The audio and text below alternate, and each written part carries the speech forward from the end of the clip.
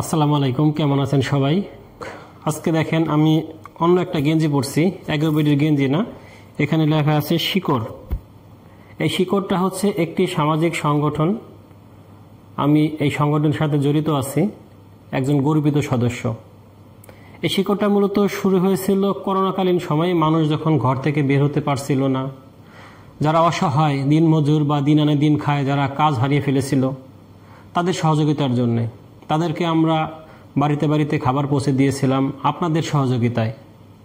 তারপরে যখন করোনা শেষ হয়ে গেল, তখন আমাদের এই শিকড় চিন্তা করলো যে এখন আসলে যেহেতু আমাদের সমাজে শুধু করোনার সমস্যাই না, আরও অনেক সমস্যা আছে, মানুষের কাজ নাই, মানুষ অসহায়, তাহলে কি করা যায়? তখন থেকে আমাদের বিভিন্ন কর্মসূচির মাধ্যমে তাদেরকে সহযোগিতা করা হচ্ছে এবং আজকেও মানুষকে স্বাবলম্বী করে তোলার লক্ষ্যে 10টি সেলাই মেশিন উপহার দেওয়া হবে যারা সেলাইয়ের কাজ জানে। প্রিয় দর্শক, আপনারাও যারা আমাদের মতো অসহায়ের পাশে থাকতে চান, অসহায়কে সাহায্য করতে চান, তারা আমাদের এই শিকড়ের মাধ্যমে কিন্তু সাহায্য সহযোগিতা করতে পারেন। আমি ডেসক্রিপশনে এই শিকড়ের নাম্বার, বিকাশ নাম্বার এবং ব্যাংক অ্যাকাউন্ট নাম্বার দিয়ে দিব। আপনারা যারা অনুদান পাঠাতে চান এই নাম্বারে অনুদান পাঠাতে পারেন। ইনশাল্লাহ আপনাদের অনুদানের টাকা মানুষের কাছে পৌঁছে যাবে এবং আমাদের এই শিকড় পরিচালিত হয় আপনাদের অনুদান দ্বারা এবং যারা সদস্য আছে নিয়মিত সদস্যদের নিয়মিত চাঁদার মাধ্যমে। আজকে শনিবার, ফরিদপুর জেলার নগরকান্দা উপজেলার রসুলপুর বাজারে ছিল হাটবার। সকালে আমরা উঠছি, বাজারে যাব ইনশাল্লাহ, কিন্তু যখন আমার পার্টনার শফিকুল ইসলাম ভাই, উনি মূলত পাটের ভিডিওটা করে থাকেন, ওনাকে ফোন দিলাম, তো উনি প্রথমে ফোন ধরলেন না। আমি আবার চেষ্টা করলাম, তো কয়েকবার চেষ্টা করার পরে উনি ফোনটা ধরলেন এবং উনি বললেন যে গত রাত্রে থেকে ওনার প্রচণ্ড জ্বর, ঠান্ডা, কাশি। ঠান্ডা অবশ্য কয়েকদিন ধরে বলতেছিল যে প্রচণ্ড ঠান্ডা লাগছে। আসলে বিষয়টা হয়েছে যে আমরা যখন সকালবেলা বেরোই একদম ভোরবেলা, তখন দেখা যায় যে আবহাওয়াটা এখন শীত শীত হয়ে আসছে। আবহাওয়া খারাপের জন্যে আমাদের শীতটা গায়ে লাগে, যার জন্য আরও ঠান্ডা লেগে গেছে এবং আমার নিজেরও এই কানটা দেখছি যে গত 2 দিন ধরে বেশ ব্যথা ব্যথা আর কি। যখন বাতাসটা লাগে কানের মধ্যে ঢুকে যায় হেলমেট দিয়ে, সমস্যা হচ্ছে। তারপরও আমরা যাই, যেহেতু নিয়মিত যাওয়ার চেষ্টা করি। তাই শফিক ভাই যেহেতু অসুস্থ, তাই আজকে আমরা যেতে পারছি না। তাই যেহেতু না যেতে পারলেও আমরা বাজারের আপডেটটা আপনাদেরকে দেই, আপনাদের ন্যূনতম উপকার হলেও তাতেই আমাদের সার্থকতা। প্রিয় দর্শক, ওই বাজারের ব্যবসায়ী আব্দুল মালিক ভাই এবং আরও কয়েকজন আছে, তাদের সাথে যোগাযোগ করছি। যোগাযোগ করে আজকে বাজারটা আমার সম্পর্কে আমরা জানতে পারছি। বাজার কিন্তু বেশ ভালো অবস্থায় আছে, শক্তিশালী অবস্থায় আছে। আমরা মাঝখানে বলছিলাম যে 4300 টাকা পর্যন্ত বাজার উঠে গেছে, এখনও কিন্তু ওই 4300 টাকাই আছে সর্বোচ্চ ভালো মানের পাটটা। আর নিচের দিকে যেগুলো মিল শার্ট, সেগুলো 3800-3900 টাকা। তো চিন্তা করেন যে মিল শার্ট যেটা 3800-3900 টাকা, মাঝারিটা 4000-4100, আর ভালোটা 4200 বা 4300 টাকার মধ্যে আছে। তার মানে পাটের বাজারটা কিন্তু বেশ ভালো। কিন্তু এই ভালোটা কিন্তু কতিপয় মিল মালিকরা মিলে চেষ্টা করছে টেনে নিচে নামানোর জন্যে।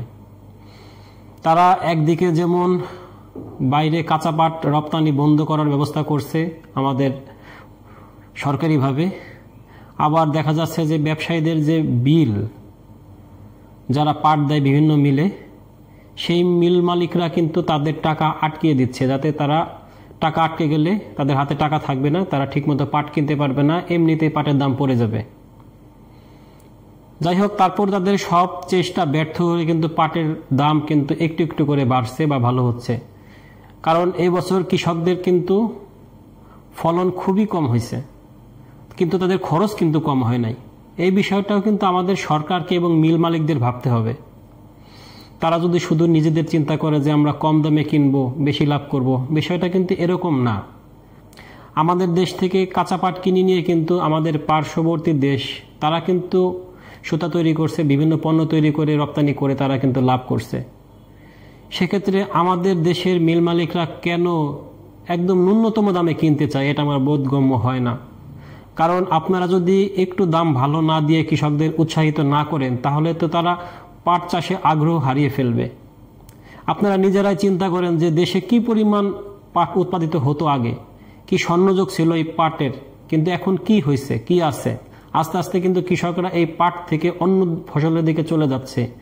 কারণ পাট চাষে যে অমানবিক পরিশ্রম এটা কেউ করতে চায় না। বিশেষ করে পাটটা যখন কেটে ধোয়ার সময় হয়, এই সময় কৃষি শ্রমিকরা কিন্তু কাজ করতে চায় না এই পাটের কাজ। তারা আগেই বলে কোন কাজ করতে হবে। পাটের কাজ শুনলে অনেক কৃষি শ্রমিক করতে যায় না, কারণ দীর্ঘক্ষণ পানির মধ্যে দাঁড়িয়ে থেকে কিন্তু এই পাট ধুতে হয়, পাট পানিতে নেমে পচাতে হয়, পানি যখন হয়ে যায় পানি ক্ষেত থেকে কাটতে হয় গরমের মধ্যে, খুবই অমানবিক পরিশ্রম। তো এই বিষয়গুলো কিন্তু আমাদের মিল মালিকদের ভাবতে হবে। তারা শুধু নিজেদের লাভটা চিন্তা করলেই হবে না। আপনারা একটু লাভ ছাড়েন না ভাই, আপনারা যদি একটু লাভ ছাড়েন, একটু স্যাক্রিফাইস করেন, তাহলে কিন্তু আমাদের কৃষকরা বাঁচবে, দেশ বাঁচবে। আপনারা কিন্তু আরো বেশি পাট আরো কমে কিনতে পারবেন। আপনারা যারা আছেন মিল মালিক, আপনারা তো অনেক ক্ষমতাশালী, আমরা জানি, দেশ নিয়ন্ত্রণ করেন আপনারা। তাহলে আপনারা কেন সার কীটনাশকের দাম কমাচ্ছেন না? আপনারা কেন সরকারের উপর চাপ সৃষ্টি করছেন না তেলে আর একটু ভর্তুকি দেওয়ার জন্য? কৃষকের যদি উৎপাদন খরচ কম হয়, আপনারা এমনিতেই কম দামে পাট পাবেন এবং কৃষক আরো বেশি বেশি উৎপাদন করবে, আপনাদের জন্য উৎপাদন করবে। আর আপনাদের কাছে অনুরোধ করব যে ব্যবসায়ীদের দাম টাকা আটকিয়ে রাখে, পাটের দাম কম দিয়ে কিন্তু কোনো লাভ হবে না। এতে কি হবে? কৃষক আগ্রহ হারিয়ে ফেলবে, পাট চাষ করবে না। উল্টা আপনাদেরই এক সময় বিদেশ থেকে কাঁচা পাট আমদানি করতে হবে। তাহলে সেটাই কি ভালো, নাকি কৃষকদের উৎসাহিত করলে তারা বেশি উৎপাদন করবে, আপনারা সামনে কম দামে কিনতে পাবেন, সেটা ভালো? এখন সিদ্ধান্ত আপনারাই নেবেন। তবে আমরা চাই আমাদের কৃষকরা পাটের ন্যায্য মূল্যটা যেন পায়। প্রিয় দর্শক, আমরা সবসময় কৃষকের পক্ষে, কৃষকের সাথে থাকার চেষ্টা করি।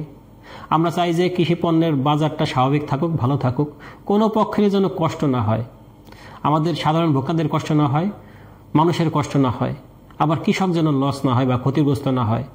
তবে যেহেতু পাট কোনো খাদ্যপণ্য না, এর সাথে আমাদের দেশের সাধারণ মানুষের কোনো বিষয় নাই, যেহেতু এটা এক্সপোর্ট হয় বাইরে, আমাদের আবার একটা বিষয় কম্পিটিশনও চিন্তা করতে হবে। বাইরে রপ্তানি যখন হয়, কম্পিটিটর আছে আমাদের পাট শিল্পের অনেক, তারা যদি আমাদের থেকে কম দামে পাটজাত পণ্য রপ্তানি করতে পারে, সেক্ষেত্রে আমাদের মিল মালিক বা আমাদের মিলগুলো কিন্তু মার খাবে। এদিকেও আমাদেরকে ভাবতে হবে। তাই আমরা চাই যে পাটের উৎপাদন খরচ যেন কমে, সেদিকে সরকার নজর দিক এবং মিল মালিকদের আমরা অনুরোধ করব পাটের ন্যায্য মূল্যটা আপনারা কৃষকদের প্রদান করবেন। ধন্যবাদ সবাইকে। আল্লাহ হাফেজ।